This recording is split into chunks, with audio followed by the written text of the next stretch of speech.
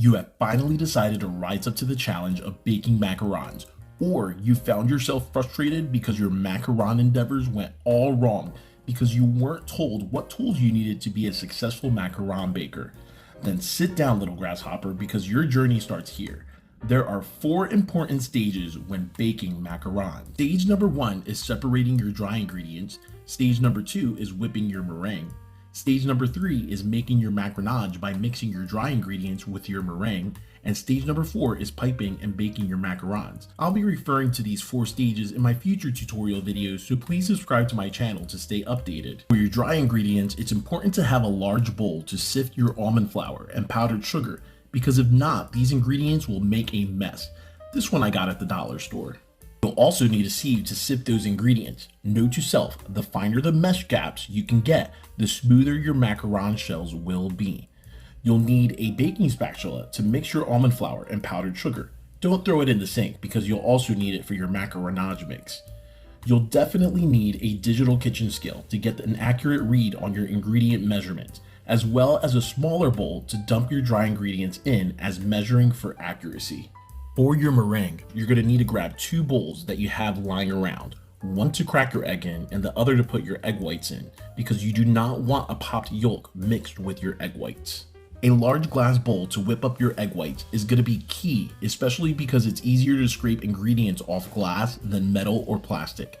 That same kitchen scale is going to come in handy when weighing out those egg whites. You're also going to need a whisk when you're initially mixing your egg whites with the sugar. Make sure that you have your food coloring of choice handy.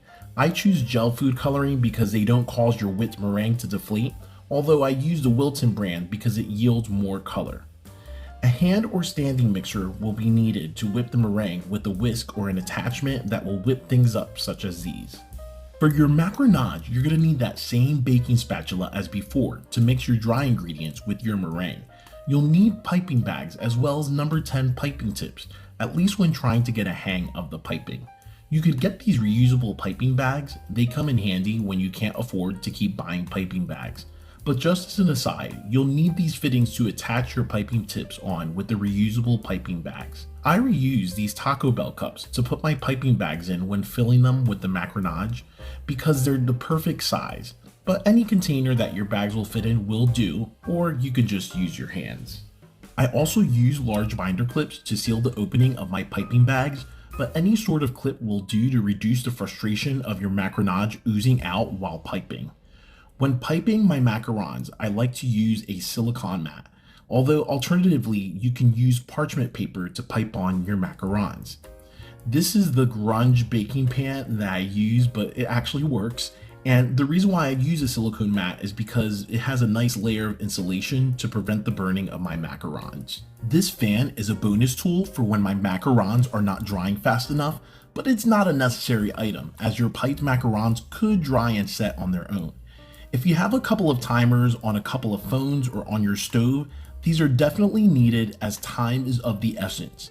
And the last most important tool to have is an oven thermometer, because you can never be sure or trust what your oven temperature is actually reading. Now that you know what tools you're gonna need to bake macarons, please subscribe to my channel as this week I'll be posting more videos on how to continue